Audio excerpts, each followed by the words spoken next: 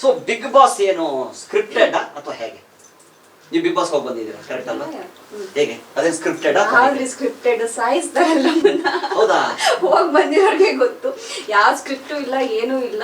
May be scripted ಅಂತ ಯಾಕೆ ಅನ್ಸತ್ತೆ ಅಂದ್ರೆ 24 hours ಇರೋದನ್ನ 1 hour ಅಲ್ಲಿ ತೋರ್ಸೋದಕ್ಕೆ ಬಹುಶಃ ನಿಮ್ಗೆ ಸ್ಕ್ರಿಪ್ಟೆಡ್ ಅಂತ ಅನಿಸ್ಬೋದು. ಬಿಟ್ರೆ ಯಾವ ಸ್ಕ್ರಿಪ್ಟ್ ಅಲ್ಲ, ನಾನು ಕೇಳಿದ್ದು ನನಗೆ ಗೊತ್ತಿಲ್ಲಪ್ಪ ಸ್ಕ್ರಿಪ್ಟೆಡ್ ಏನು ನಂಗೆ ಗೊತ್ತಿಲ್ಲ. ನೀವು ಹೋಗಿ ಬಂದಿರಲ್ಲ, ಅದಕ್ಕೆ ನಾನು ಕೇಳ್ತಾ ಇರೋದು. ನಾನು ಹೋಗಿ ಬಂದಿದ್ರೆ ನನಗೆ ಗೊತ್ತಿಲ್ಲ, ನಿಮ್ಗೆ ಕೇಳ್ತಾ ಇರೋದು. ಸ್ಕ್ರಿಪ್ಟೆಡ್ ಅನ್ನೋದಾಗ್ಬಿಟ್ರೆ ನಾರ್ಮಲ್ ರಿಯಾಲಿಟಿ ಶೋಸ್ ತರಾನೇ ಅದು ಒಂದು ಆಗ್ಬಿಡತ್ತೆ. Bigg Boss is like reality show ಅನ್ನೋದಕ್ಕೆ ಅಪ್ಪ ನಾವೇನ್ ಮಾಡ್ತೀವಿ ಅದೇ ನಮ್ಗೆ ಏನ್ ಚಾಲೆಂಜ್ ಇರುತ್ತೆ ಅದು ನಾವು ತೋರ್ಸ್ಕೋಬೇಕಾಗುತ್ತೆ ಅಷ್ಟೇ. ನಿಮ್ಗೆ ಹಾಡಕ್ ಬರತ್ತಾ, ಕುಣಿಯಕ್ ಬರತ್ತಾ, ಕಾಮಿಡಿ ಮಾಡಕ್ ಬರುತ್ತೆ, ಇಲ್ಲ ಜಗಳ ಆಡಕ್ ಬರುತ್ತಾ, ಬೈತೀರಾ, ಹೊಡಿಯೋದಿಲ್ಲ ನಿಮ್ಗೆ ಏನ್ ಬರುತ್ತೆ ಅದ್ ಮಾಡ್ಬೇಕಷ್ಟೇ, ನಿಮ್ಮ ಓನ್ ಟ್ಯಾಲೆಂಟ್ ಅಷ್ಟೇ. ಅಂದ್ರೆ ಯಾರು ಹೇಳ್ಕೊಡಲ್ಲ. ನೀವು ಹೇಳೋದು ಬಿಗ್ ಬಾಸ್ ಒಳಗಡೆ ಎಲ್ಲ ಅಂದ್ರೆ ಎಲ್ಲ ಒಂದೊಂದ್ ಟ್ಯಾಲೆಂಟ್. ಹಾಡೋದು ಒಂದು ಟ್ಯಾಲೆಂಟ್, ಜಗಳ ಆಡೋದು ಒಂದು ಟ್ಯಾಲೆಂಟ್, ಕಾಮಿಡಿ ಮಾಡೋದು ಒಂದು ಟ್ಯಾಲೆಂಟ್. ಅಂದ್ರೆ ಆ ಟ್ಯಾಲೆಂಟ್ ಇರೋರು ಮಾತ್ರ ಅಲ್ಲಿ ಕರ್ಕೋತಾರೆ. ಅಂದ್ರೆ ನಮ್ಗೆ ಏನು ಬರಲ್ಲ ಅಂತ. You should be capable of everything. ಅಲ್ಲಿ ಒಂದು ನೀವು ಸೆಲೆಕ್ಟ್ ಮಾಡೋದಕ್ಕೂ ಮುಂಚೆನೆ ಒಂದು ಸೈಕಾಲಜಿಕಲ್ ಟೆಸ್ಟ್ ಆಗತ್ತೆ. ಸೊ ಅದ್ರಲ್ಲೇ ನಿಮ್ಮ ಮೆಂಟಾಲಿಟೀಸ್ ಹೌ ಸ್ಟ್ರಾಂಗ್ ಯು ಆರ್ ಅಂತ. And the contestant like me, survival is really difficult because I am very soft in real life. ಅಲ್ಲಿ ಹೋಗ್ಬಿಟ್ಟು ಅವ್ರು ಜಗಳ ಆಡ್ತಿರ್ಬೇಕಾದ್ರೆ ಸುಮ್ಮನೆ ನೋಡ್ತಿರ್ತೀನಿ ಬಿಡ, ನಾನು ತಿರ್ಗಿಸ್ ಮಾತಾಡಕ್ಕೂ ಬರಲ್ಲ. ಒಂದು ಸೀನ್ ಕೂಡ ಇದಾಗಿತ್ತು, ಈ ಕಡೆ ಒಂದು ಮಹಾಭಾರತ ತರದೇ ಯುದ್ಧ ಆಗ್ತಿರುತ್ತೆ, ಈ ಕಡೆ ರಾಮಾಯಣ ತರ ಆಗ್ತಿರುತ್ತೆ, ಎಲ್ಲ ಕಿತ್ತಾಡ್ತಿರ್ತಾರೆ. ನಾನು ಸುಮ್ಮನೆ ಊಟ ಮಾಡ್ಕೊಂಡು ನಿಂತಿದ್ದೆ. ಆಮೇಲೆ ನಾನು ಹೋಗೋದೇ ಇಲ್ಲ ಜಗಳಕ್ಕೆ. ಈಗ ನೋಡಿ, ನೀವು ಎಲ್ಲಾ ಕ್ಯಾರೆಕ್ಟರ್ ಕಲ್ತಿದ್ದೀರಿ. ಈಗ ನರ್ಸು, ಡಾಕ್ಟರ್ ಹೆಂಗಿರ್ತಾರೆ, ಬಾಡಿ ಲ್ಯಾಂಗ್ವೇಜ್ ಎಲ್ಲ ನೋಡಿದ್ರೆ, ಜಗಳ ಆಡೋದು ಒಂದು ಕ್ಯಾರೆಕ್ಟರ್ ಇರುತ್ತೆ. ನೀವು ಇದು ಕಲಿಬೇಕು ಅಂದ್ರೆ ಕೊಳ ಹತ್ರ ಹೋಗ್ಬೇಕು ಎಲ್ಲಾದ್ರೂ. ಹೆಣ್ಮಕ್ಳು ಕೊಳೆ ಹತ್ರ ಹೋಗ್ಬೇಕು. ನೀವು ನೀರ್ ಇಟ್ಕೊಂಡಾಗ ಗಿಟ್ಲಾಡ್ತಾರೆ. ನಮ್ಮ ಏರಿಯಾದಲ್ಲಿ ಕಿಟ್ಲಾಡ್ತಾ ಇದ್ರು.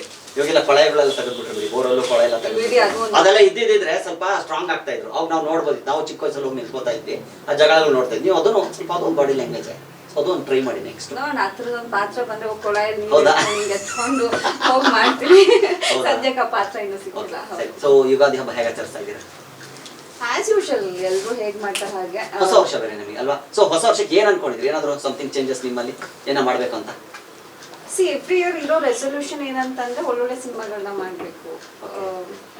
ಅಂದ್ರೆ ನಾನು ಮಾಡುವಂತ ಪಾತ್ರಗಳು ಜನಕ್ಕೆ ಇಷ್ಟ ಆಗ್ಬೇಕು, ಆ ತರದೇ ಇರುತ್ತೆ ರೆಸೊಲ್ಯೂಷನ್. ಆಬ್ವಿಯಸ್ಲಿ ಅದಕ್ಕೋಸ್ಕರನೇ ಎವ್ರಿ ಡೇ ಕಷ್ಟಪಡ್ಲಿ. ಸಿನ್ಸ್ ನಾನು ಇಂಡಸ್ಟ್ರಿಗೆ ಬಂದ ದಿನದಿಂದ ಇವತ್ತರೆಗೂ ಬೆಳಗ್ಗೆ ಎದ್ರೆ ಸಿನಿಮಾ, ರಾತ್ರಿ ಆದ್ರೆ ಸಿನಿಮಾ, ನಾಳೆ ಆದ್ರೂ ಏನ್ ಸಿನಿಮಾ ಮಾಡ್ಲಿ, ಯಾವ್ದು ಮಾಡ್ಲಿ, ಇದೇ ಇರತ್ತೆ ಬಿಟ್ಟು ಬೇರೆ ಏನೂ ಇರಲ್ಲ. ಸೊ ಹೊಸ ವರ್ಷ ಇಲ್ಲ ಅನ್ನೋದು ಏನ್ ಡಿಫ್ರೆನ್ಸ್ ಬರಲ್ಲ. ಎವ್ರಿ ಡೇ ಅಲ್ಲ, ನಿಮ್ಮಲ್ಲಿ ಏನೋ ಚೇಂಜ್ ಮಾಡಿಸ್ಕೋಬೇಕು ಅಂದ್ರೆ, ಚೇಂಜ್ ಆಗ್ಬೇಕು ಅಂದ್ರೆ ಲೈಕ್ ಕ್ಯಾರೆಕ್ಟರ್ ಏನೋ ಈಗೇನೋ ತುಂಬಾ ಇರುತ್ತೆ, ಸೈಲೆಂಟ್ ಇದ್ದಾರೆ, ಸ್ವಲ್ಪ ಮಾತಾಡೋದು ಕಲಿಬೇಕು, ಇಲ್ಲ ಏನೋ ತಿನ್ನೋದು ಬಿಟ್ಬಿಟ್ಟಿದ್ರೆ ಅದನ್ನ ತಿನ್ಬೇಕು, ಇಲ್ಲ ಜಾಸ್ತಿ ತಿಂತಾ ಇದೀನಿ ಅದನ್ನ ಬಿಟ್ಟು, ಆ ತರದ್ದು ಏನಾದ್ರು ಸಮಥಿಂಗ್ ನಾನು ಕೇಳ್ತಾ ಇರೋದು ಅದ್ರ ಬಗ್ಗೆ. ಫಿಲಮ್ ಓಕೆ, ಫಿಲಮ್ ಅಂದ್ರೆ ಅದನ್ನ ನೀವ್ ಹೇಳಿದ್ ನಾನು ಎವ್ರಿ ಡೇ ಅನ್ಕೋತಿರ್ತೀನಿ, ತಿನ್ನೋದ್ ಕಮ್ಮಿ ಮಾಡ್ಬೇಕು, ಮಾಡಲ್ಲ, ಸಣ್ಣ ಆಗ್ಬೇಕಂತ. ಸೊ ಅದು ಆ ತರ ಅಂತ ಏನಿಲ್ಲ, ಅಂದ್ರೆ ಚೇಂಜಸ್ ಇನ್ ಲೈಫ್ ಅಲ್ಲಿ ಒಳ್ಳೆ ಸಿನಿಮಾ ಮಾಡ್ಬೇಕು, ದಟ್ಸ್ ಆಲ್. ಓಕೆ, ಅಷ್ಟೇ. ಸೊ ಹಾಗಾದ್ರೆ ಬೆಂಗಳೂರು ಇನ್ನು ಸಿನಿಮಾದ ಬಗ್ಗೆ ಏನ್ ಹೇಳ್ತೀರಾ ಜನಕ್ಕೆ? ಸಿನಿಮಾ ಯಾಕೆ ನೋಡ್ಬೇಕು ಅಂತ ಹೇಳಿ. ಅಲ್ಲ ಹೇಳಿ, ಇನ್ನೊಂದ್ಸತಿ ಹೇಳ್ಬಿಡಿ. ಯುಗಾದಿ ಹಬ್ಬದ ವಿಷಯ ತಿಳಿಸಿ. ರಾಜ್ಯದ ಜನತೆಗೆ ಯುಗಾದಿ ಹಬ್ಬದ ಹಾರ್ದಿಕ ಶುಭಾಶಯಗಳು. ಬೆಂಗಳೂರಿನ ಸಿನಿಮಾ ಸದ್ಯದಲ್ಲೇ ರಿಲೀಸ್ ಆಗ್ತಾ ಇದೆ. ಅಂಡ್ ಸಿನಿಮಾ ತುಂಬಾ ಚೆನ್ನಾಗಿ ಬಂದಿದೆ.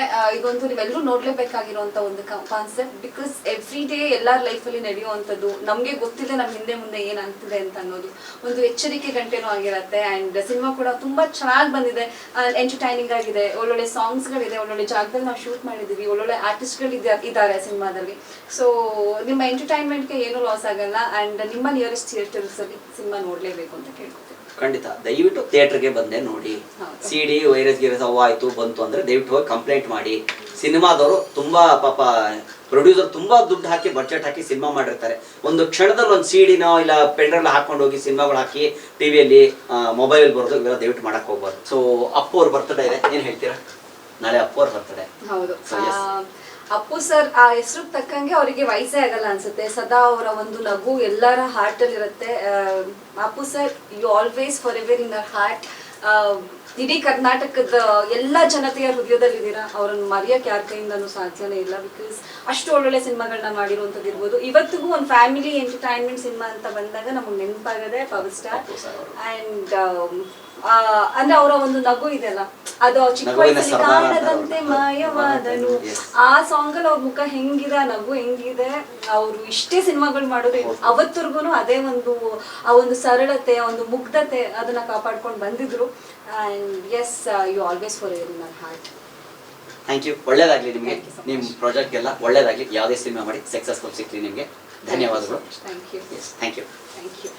ಎಸ್, ಅನ್ನದಾತ್ರೆ ನೋಡಿದ್ರಲ್ವಾ? ಸೊ ದಯವಿಟ್ಟು ಥಿಯೇಟರ್ಗೆ ಹೋಗಿ ಸಿನಿಮಾವನ್ನು ನೋಡಿ. ಬೆಂಗಳೂರಿನಂತ ತುಂಬಾ ಕಷ್ಟಪಟ್ಟು ಮಾಡಿರೋ ಸಿನಿಮಾ. ಸೊ ಡೈರೆಕ್ಟರ್ ಆಗಿರ್ಬೋದು, ಪ್ರೊಡ್ಯೂಸರ್ ಆಗಿರ್ಬೋದು, ಇದರಲ್ಲಿ ಸಿನಿಮಾ ತಂಡದಲ್ಲಿ ಪ್ರತಿಯೊಬ್ಬರು ಕಲಾವಿದರಾಗಿರ್ಬೋದು ಜೀವ ತುಂಬಿಸುವಂತ ಪಾತ್ರ ಮಾಡಿದ್ದಾರೆ. ಸೊ ಶಶಿಕುಮಾರ್ ಸರ್ ಅವರು ಕೂಡ ಇದ್ದಾರೆ, ಅವ್ರನ್ನ ನೋಡಿ ಬೆಳೆದಿದ್ದೀವಿ ನಾವು. ಸೊ ದಯವಿಟ್ಟು ಥಿಯೇಟರ್ಗೆ ಬಂದು ಸಿನಿಮಾವನ್ನು ನೋಡಿ. ಜೈ ಹಿಂದ್, ಜೈ ಕರ್ನಾಟಕ.